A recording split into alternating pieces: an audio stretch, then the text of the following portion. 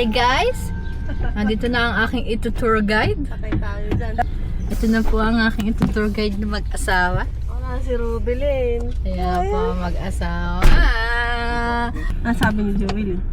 Wala naman. Gusto nga sa mama. Oo. Sabi ko wala na akong space. Hello!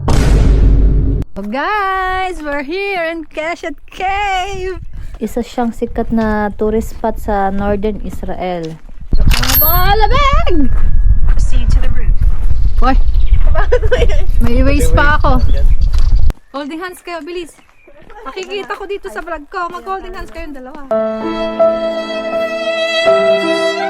So guys, itong nakikita nating giant ark, dati pala siyang buong kuweba.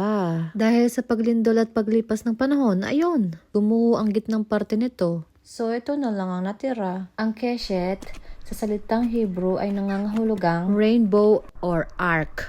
Kaya siya tinawag na Keshet Cave. O diba?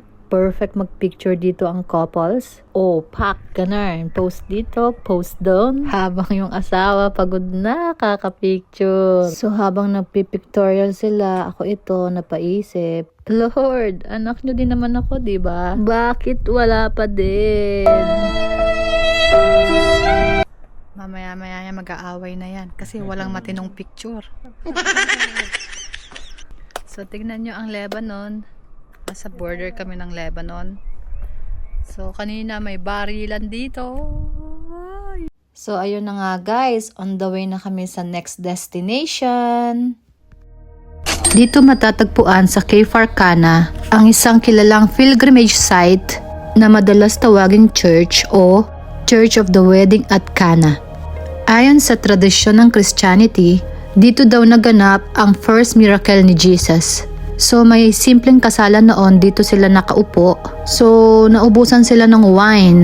Nag-request ngayon si Mama Mary ng wine. Dito na nga nangyari ang first miracle ni Jesus. So sinabi ni Jesus sa mga servant niya na punuin ng water ang 6 stone jars. Ginagamit ang stone jars na yon sa ritual washing. Munod nga ang mga servant at pinuno nila ng water hanggang sa pinakataas yung 6 na stone jars. And then, inutusan ni Jesus yung mga servant na kumuha ng water sa jars para dalhin nga doon sa handaan. And then, boom! Water turns to wine. So, ito ay isa sa 6 stone jars na ginamit sa first miracle of Jesus.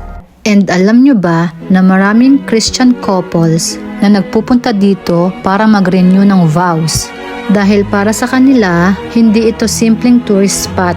Ito ay simbolo ng faith, blessing ng marriage, at bagong simula ng pagsasama.